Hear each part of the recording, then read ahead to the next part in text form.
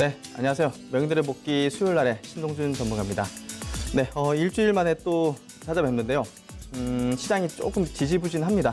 네, 그리고 내일 또 동시만기 앞두고서 어떻게 보면 장중의 어떤 변동성 이런 부분들이 좀 나오는 것 같은데요. 정말 뭐 개별주 장세인 것 같습니다. 개별 섹터, 개별 테마, 개별주 장세 속에서 보다 더 이 장세를 복귀하고 또 어떻게 뭐 전략을 세우는지가 굉장히 중요한 것 같은데요. 뭐 예를 들면 그런 거죠.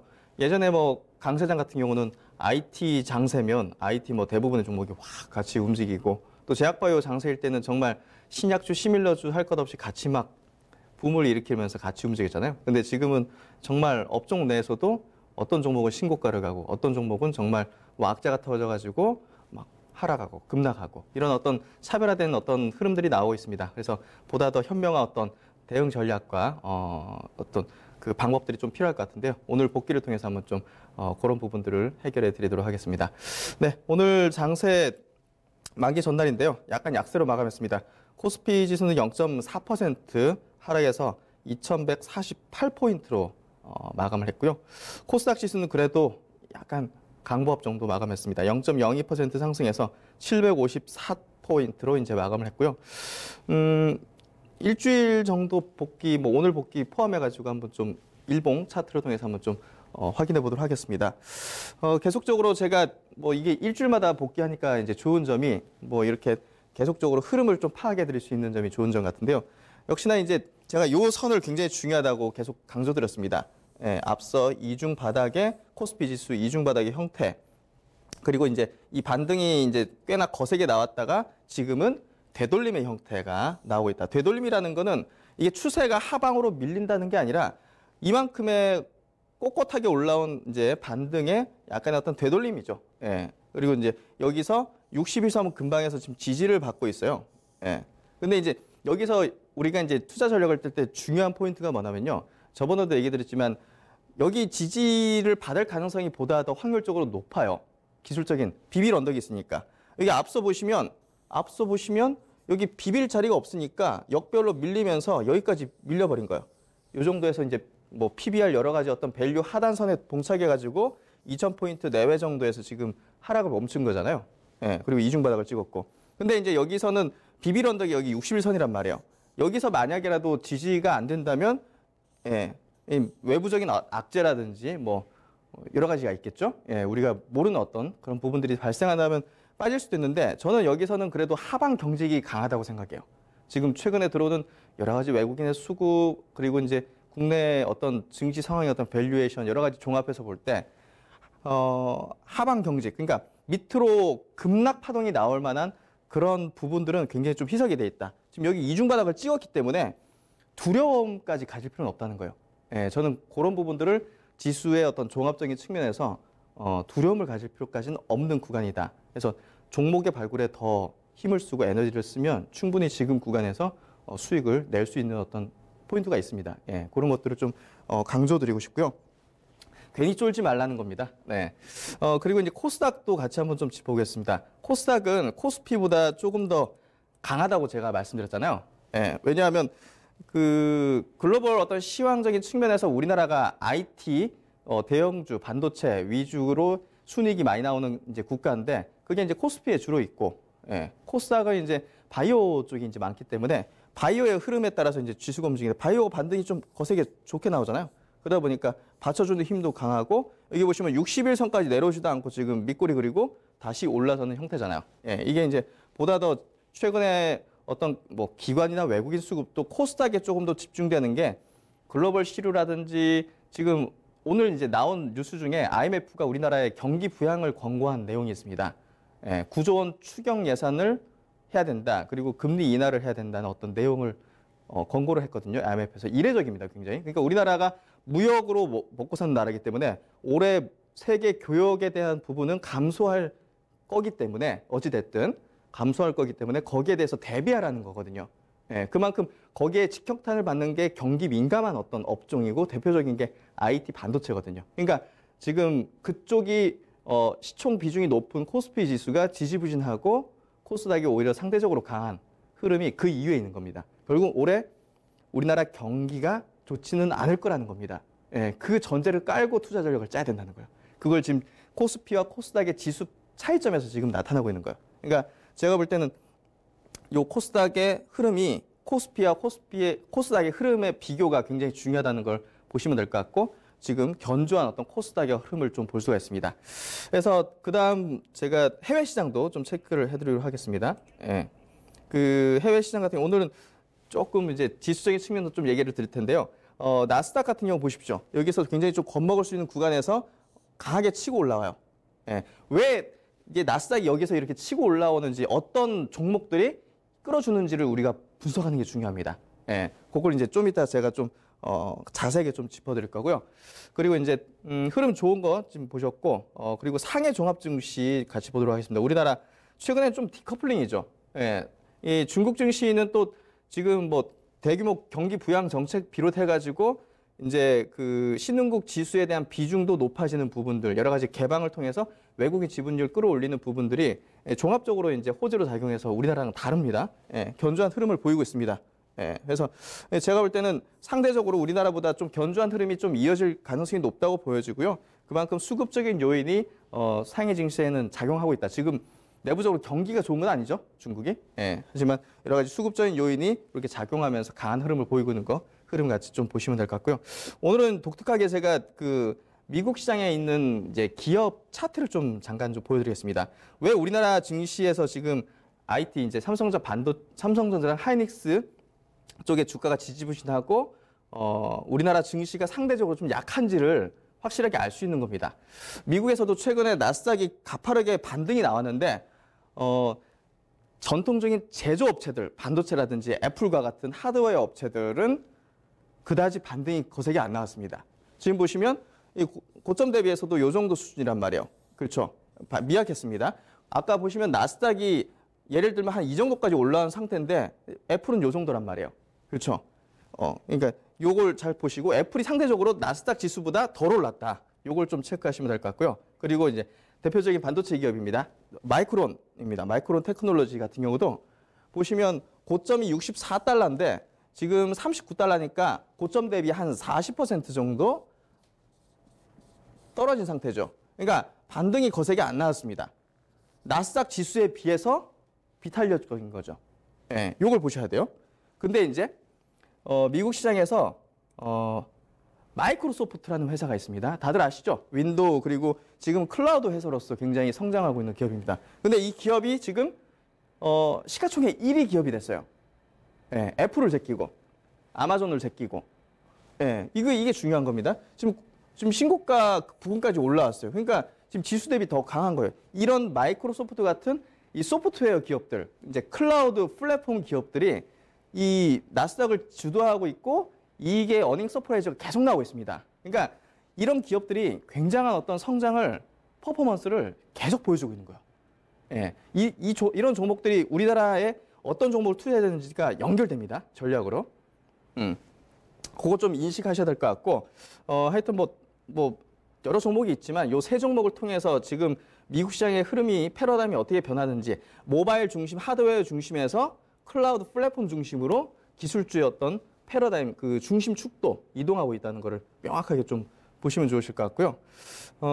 그리고 이제 해외 시장의 흐름이 요 정도. 그래서 국내 시황 자체가 어느 정도 그 만기 전에 약간 좀 변동성 장세를 보이지만 하방 경직은 좀 있다. 그리고 개별주 장세다. 그리고 글로벌 시장은 약간 혼조권이긴 하지만 이 혼조권 그리고 안에서도 개별적인 이런 어떤 기술주 안에서도 차별화가 있다. 이렇게 좀 정리를 하면 좋을 것 같고요.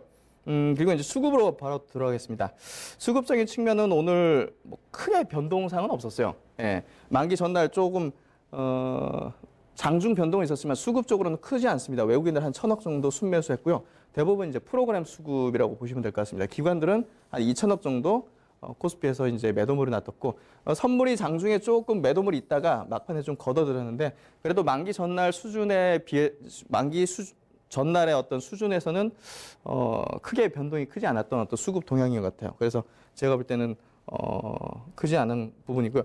외국인들이 지금 우리나라 시장에 적극적으로 지금 들어오지 않고 있습니다. 오늘 1,000억 정도 들어오긴 했지만 한 3,000억, 4,000억, 5,000억 이상씩 들어와야 본격적으로 증시가 다시 턴을 한다 이런 어떤 신호로 볼 수 있는데 아직 그런 모습이 안 나오기 때문에 수급적으로는 다소 좀 미진하다고 그렇게 볼 수 있을 것 같고요. 프로그램이 그래도 괜찮습니다. 프로그램이 나쁘지 않기 때문에 요걸 좀 체크해드리고 싶은데 비차익 쪽으로 보시면 계속적으로 그래도 외국인들이 수급을 들어올리고 있어요. 이게 제가 볼 때는 지수의 하방 경직을 만들어줄 수 있는 수급적인 패시브적인 수급이긴 하지만 그래도 우리나라의 어떤 시총 상위주들을 박스로 묶어서 산다는 것 자체가 오늘 1,600억 들어왔죠. 예, 이런 부분들 자체가 제가 볼 때는 긍정적이다. 예, 그리고 하방 경직을 계속 만들어주고 있는 포인트다. 이렇게 좀 보기 때문에 수급적으로도 제가 볼 때는 크게 무리 없게 나오고 있다. 그래서 두려움까지 가질 필요는 없습니다. 해외적인 시황, 뭐 브렉시트라든지 미중 협상이라든지 여러 가지 어떤 난제들이나 우려 사안들이 분명히 있습니다. 예, 하지만 지금 구간은 작년하고 올해 초에 코스피가 지수 이중 바닥을 형성했습니다. 예, 이런 어떤 포인트라면 제가 볼 때는 두려움까지는 아니다. 예, 그래서 종목들을 잘 찾는 게 중요할 것 같고요. 그러면 이제 오늘 이제 종목 흐름들을 좀 체크해 보도록 하겠습니다. 일단 그 전기전자 업종에서 삼성전자 하이닉스를 좀 먼저 체크하면 좋을 것 같은데요. 최근의 흐름, 이 지수 동향하고도 중요하니까 예, 이런 부분들을 좀 체크해 드리겠습니다. 지금 반도체 업황 자체는 좋지는 않습니다. 역시나 이제 D램도 그렇고 낸드도 그렇고 가격이 굉장히 좀 많이 하락하기 때문에 거기에 따라서 시황이 언제 돌아설 거냐에 대한 의견이 굉장히 분분한데요. 아까 이제 마이크로소프트, 아마존, 클라우드 업체들이 이제 말씀드렸지만 그 업체들이 계속 성장을 하고 있습니다. 그런 업체들이 계속 성장을 한다는 거는 클라우드 사업에 대한 투자가 계속 이뤄진다는 거고 데이터 센터를 대규모로 건립하는 거에 대한 캐펙스 투자가 계속 이뤄진다는 거거든요. 그러면 이 삼성과 하이닉스에 대한 어떤 이 반도체 업황 자체는 여기서 완전히 옛날처럼 진짜 시클리컬하게 움직이지는 않을 겁니다. 어느 정도 하방 경직을 가질 거라는 거죠. 그러니까 우리나라 증시가 저는 지금 구간에서 두려움을 가질 필요 없는 게 이 삼성전자 하이닉스가 여기서 엄청나게 예전에 반도체 업황이 진짜 꺾이면 완전히 수직으로 떨어졌었거든요. 하이닉스라든지 삼성전자. 근데 그런 어떤 레벨이 달라진 겁니다. 예전에는 레벨이 반도체 업황의 레벨이 이 정도의 어떤 고저를 가졌다면 지금은 이 정도의 고저 정도 된다는 거죠. 예. 이해되시겠죠? 그래서 제가 볼 때는 삼성 하이닉스도 어느 정도 이 선에서는 단기 바닥을 형성하는 어떤 흐름이 나올 거다. 예. 이 지지라인 120일, 60일 요 이동평균선 정도 지지라인을 가질 거다. 그래서 요것 때문에 제가 하방 경직에 대한 얘기를 할 수가 있는 겁니다. 그리고 이제 SK하이닉스도 마찬가지입니다. SK하이닉스도 요 선에서 지금 어느 정도 하방 경직에 대한 포인트를 좀 보이고 있습니다. 혹여라도 여기서 탁 하더라도 솔직히 제가 볼 때는 강하게 V자로 올라올 수 있는 어떤 구간대까지 내려왔기 때문에 두려움을 가질 필요까지는 없다. 그래서 전기전자 업종의 대표 종목이 이제 삼성전자 하이닉스 자체가 지금 지수죠. 예, 근데 두려움을 가질 필요는 없는 구간대이기 때문에 제가 볼 때는 업황은 여기서 엄청나게 후퇴한다거나 그런 흐름은 좀 보이진 않을 거다. 그렇게 좀 해석을 하고 있고요. 그럼 이제 그 다음에 오늘 좀 이슈가 있었던 게 LPG 차량 규제 전면 해제 관련해서 관련주들의 어떤 강세가 좀 있었는데요. 이 부분이 결국 우리나라에서 LPG 차량 자체가 이제 장애인이라든지 일부 택시 이렇게 허용이 됐었죠. 그래서 일반인들이 마음 놓고 이제 구입을 할 수 없었는데 이게 한 3, 40년 만에 이 제도가 이제 풀린 겁니다. 이번에 최근에 뭐 미세먼지 관련해 가지고도 청정한 어떤 그 원료를 가진 어떤 부분에 관심이 집중됐기 때문에 아마 국회에서도 이렇게 통과된 게 아닌가 싶은데요. 관련주들의 흐름이 오늘 꽤나 괜찮습니다. 이게 어떻게 보면 굉장히 좀 임팩트가 있는 재료거든요. 이 LPG 차량이 허용된다는 거 그동안 못 사던 게 그러면 각 그 자동차 회사들도 이거에 대한 어떤 라인업들을 이제 만들 수 있고 일반적인 사람들도 살 수 있고 그리고 LPG의 수요도 굉장히 높아집니다. 그래서 오늘 같은 경우는 일단은 그 LPG 공급할 수 있는 그런 기업들의 주가 굉장히 좀 셌는데요. 이원이라는 이제 기업입니다. 이원의 기업도 거래량이 원래 별로 없는 기업인데 오늘 이 이슈를 맞아가지고 대량 거래를 터뜨리면서 상승을 좀 보였습니다. 근데 이제 이 종목들은 원래 뭐 준비됐다거나 이 트렌드를 뭐 강하게 타는 그런 부분보다는 그 재료적인 측면이기 때문에 연속성 자체가 하루 정도는 더 이어질 수 있지만 너무 길게 보시지 않는 어떤 관점, 트레이딩 관점을 좀 접근해야겠죠. 그래서 이원 이런 기업도 대량 거래 터지면서 장대 양봉 좀 터지는 모습을 좀 봤고요. 또 이제 SK가스라는 기업도 마찬가지로 굉장히 거래량이 없는 기업이었습니다. 그만큼 LPG에 대한 어떤 이런 기업은 크게 관심을 못 받는 기업이었는데 오늘 주목받는 어떤 형태가 좀 나오면서 평소랑 다른 어떤 굉장히 큰 거래량을 좀 보여줬고요. 역시나 이제 재료적인 측면으로 움직였기 때문에 이 기업들에 대한 중장기 전망은 조금 더 기업 가치적으로 좀 한번 분석을 해봐야겠죠. 일단은 재료적인 측면에서 연속수 한차는 하루 정도는 더 나올 수 있지만 길게 보는 관점은 아니다. 그렇게 좀 보고요.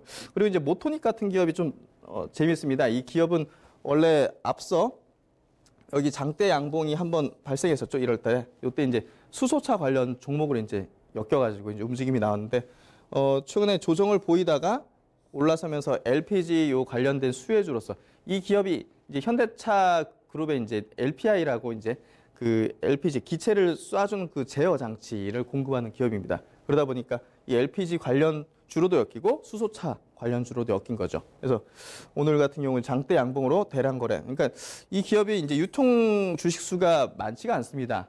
한 300만 주 내외 정도인데 오늘 한 490만 주면 꽤나 많이 생겼죠. 그래서 연속성을 보인다면 하루 정도는 좀 보일 수 있지만 뭐 일단은 기업 가치가 좋긴 하지만 이 재료로 이제 움직였기 때문에 이 재료 자체의 어떤 포인트로서 접근한다면 트레이딩 관점이겠죠. 한 번 정도 움직임 나올 때 뭐 정리한다든지 이런 식으로 좀 접근하는 게 좋지 않을까 그렇게 좀 보고 있고요. 그리고 이제 오늘 또 중요했던 그 업종이 이제 제약바이오 업종입니다. 최근에 어떻게 보면 그 시장의 어떤 주도하는 어떤 업종일 수 있고 또 코스닥 같은 경우는 지금 이 업종 자체가 지금 계속 드라이브를 걸면서 올려주고 있죠. 예. 그래서 제약바이오 업종의 분석이 최근에 굉장히 중요했던 것 같은데요. 뭐 계속 이 복귀를 통해서도 설명드렸지만 이 제약바이오 업종 내에서도 계속 차별화되는 움직임이 나온다. 그리고 정배열로 신고가를 내는 종목들이 나온다. 그런 종목에 좀 집중을 하고 뭐 솔직히 그런 어떤 강력한 모멘텀을 지닌 종목이 더 가능성이 높다. 베팅할 때 그런 얘기를 들었는데요. 오늘 같은 경우도 차별적인 모멘텀을 보유한 종목들이 신고가를 계속 냈습니다. 바이로메드가 이제 어떻게 보면 여러 가지 어떤 제약바이오 종목들을 우리가 이제 투자할 때는요. 정말 이 기업들의 파이프라인을 정확하게 분석해야 됩니다. 그러지 않으면 뭐 정말 루머라든지 증권가의 어떤 찌라시들이 혹은 이제 어떤 뭐 뉴스들이 굉장히 많이 양산되거든요. 그러니까 이제 기준을 잡기 굉장히 어렵단 말이죠. 그래서 이런 기업들도 이럴 때 막 악재적인 뉴스라든지 뭐 임상이 약간 연기된 어떤 내용들이 나왔을 때 이게 진짜 기업의 본질을 바꿀 악재인지 아니면 일시적인 건지를 판단을 빨리 해야겠죠. 예. 그런 부분에서 이제 추세의 어떤 훼손 없이 이 상승 추세를 계속 유지하는 이 바이오메드 같은 종목이 지금 제약바이오 업종 내에서 대장주군으로 지금 계속 움직이고 있는 걸로 보실 수 있고요. 그리고 이제 메지온 같은 종목들 지금 신고가 종목입니다. 계속 메지온 같은 경우도 지금 국내에서 최초의 어떤 희귀약품 FDA 승인 기업에 가까운 기업이죠. 가장 가까운. 그래서 보시면 여기 뭐 조정은 한 번씩 있습니다. 예, 조정은 있지만 이 우상향 패턴과 정배열 패턴 그리고 거량이 엄청나게 늘어나지 않는 이런 포인트를 본다면 예, 뭐 쉽게 꺼지지 않는 어떤 시세로 볼 수 있죠. 역시나 이제 제약바이오 업종 내에서 이제 주도주군으로 볼 수가 있고요. 근데 이제 반면에 그러니까 예전에는 제약바이오 업종이 다 같이 움직였어요. 종목들이. 근데 이번에 보시면 시장의 어떤 메이저 자금들, 어떤 큰 손들의 자금들이 분산이 많이 됐다는 걸 볼 수가 있습니다. 그러니까 그만큼 장세가 굉장한 강세장이 아니기 때문에 지금 강세장이 아니죠. 강세장이 아니기 때문에 엄청난 자금을 집행을 안 한다는 거예요. 선별적으로 집행한다는 거예요. 이걸 이제 확실하게 우리가 종목별로 알 수가 있는 겁니다. 예전 같으면 뭐 신라젠도 뭔 악재가 있든 뭐든 그냥 같이 올라가는 건데 이 보십시오. 여러 가지 어떤 루머도 있고 언론 매체를 통해서 지금 우려하는 부분들이 있죠. 이 팩사백 파이프라인이 약간 좀 효능에 대한 의문들, 이런 부분들이 지금 계속 언론을 통해서 나오고 있습니다. 그게 이제 진짜인지 아닌지는 모르겠습니다. 뭐 회사가 법적인 어떤 절차를 대응을 한다 그러는데 어찌됐든 저는 이제 제약바이오 업종 내에서 확실한 것들 그리고 우상향의 패턴을 보이는 건 이유가 있는 거죠. 하지만 최근에 제약바이오 업종 내에서 보십시오. 다르잖아요. 움직임을 보이지 않거나 다른 종목과 다르게 이제 우상향의 패턴을 보이지 않는 형태는 뭔가 좀 그래도 어떤 우려할 수 있는 부분들이 있는 거죠. 결국 수급이 먼저 움직이기 때문에 좋은 거는 수급이 먼저 움직이고 안 좋은 거는 수급이 역시 먼저 움직이는 거죠. 그러니까 그런 부분에서 신라제는 투자할 때 우리가 제약바이오 업종 내에서 투자할 때 제외를 하는 게 맞다고 보는 거죠. 이게 어찌됐든 그게 진실인지 아닌지는 모릅니다. 하지만 확실한 걸 타면 되는 거죠. 확실한 걸 우리가 투자 전략을 짜면 되는 거죠. 그러니까 그런 측면에서 우리가 볼 때는 이 제약바이오 업종 내에서도 확실하게 차별점이 있는 것들을 골라가지고 이렇게 끌고 가는 게 제일 좋을 것 같고요. 그러면 이제 그 명의들의 해안 쪽으로 한번 들어가 보도록 하겠습니다.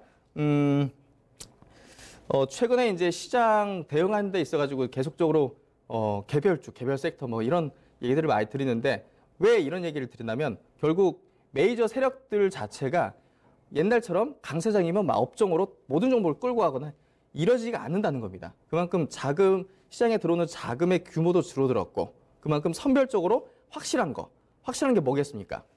예, 확실한 걸 잡아야 돼요. 우리가 대중이 생각하는 게 아니라 큰 손들이 생각할 때 확실한 걸. 그게 뭐냐면 실적 성장이 확실한 거. 예, 분기 단위로 어닝 서프라이즈를 계속 내는 거. 예, 분기 단위로 어닝 서프라이즈를 계속 내는 거. 그리고 두 번째는 아까 바이로메드하고 메지온을 보셨죠? 임상 모멘텀이 뚜렷한 겁니다. 그리고 지금 트렌드에 맞는 거. 그리고 승인에 가까워져 오는 거. 예, 제가 볼 땐 딱 이 두 가지 포인트로 종목들을 찾는다면 필라코리아, 신세계 인터내셔널, 바이로메드, 메지온 같은 기업을 찾을 수가 있습니다. 예. 그래서 제가 볼 때는 지금 보시는 이 종목 같은 경우는 필라코리아입니다. 많은 분들 아실 거예요. 필라코리아 같은 경우는 이제 중국에서 지금 굉장히 고급화 브랜드로서 지금 이제 많이 판매가 되고 있고 또 이제 북미 시장에서도 지금 점유율을 굉장히 높이고 있죠. 그러니까 외국인들도 계속 사는 거예요. 이 종목을. 그러니까 실적 성장, 어닝 서프라이즈 그리고 위로 열려 있는 거. 북미 시장에서 지금 점유율이 1%이기 때문에 이 100조짜리의 북미 시장을 점유율로 높이면 실적 성장을 계속 낼 수 있을 거라는 그런 어떤 기대감 이런 것들이 계속 작용하는 거죠. 그러니까 제가 볼 때는 이 신고가 종목들을 통해서 이 시장을 읽을 수 있고 이런 류의 종목들 아까 말씀드린 그 두 가지 포인트를 가지고서 종목들을 찾는다면 이 제2의 필라코리아, 제2의 신세계 인터내셔널 같은 종목들이 나옵니다. 분명히 있습니다. 예, 아까 서두에 이 클라우드 관련된 얘기들도 드렸잖아요. 플랫폼 관련된 얘기들. 예, 그런 것들이 어닝 서포트를 계속 된다는 겁니다. 국내에 분명히 있습니다. 예, 하여튼 이런 얘기들을 오늘 좀 드렸는데요. 뭐 다음 시간에 또 뭐 이어서 이런 비슷한 얘기들을 좀 자세하게 드릴 거고요. 하여튼 지금 장세는 약간 좀 방향성이 없는 것 같지만 이런 종목군들은 계속 방향성을 보이면서 간다는 거 그리고 이런 종목을 계속 찾아내야 된다는 거. 예, 그게 주식의 묘미가 아닐까 싶습니다. 네, 오늘 명의 들어보기 이 정도 마치도록 하고요. 저는 다음 주 수요일 날 다시 또 찾아뵙겠습니다. 감사합니다.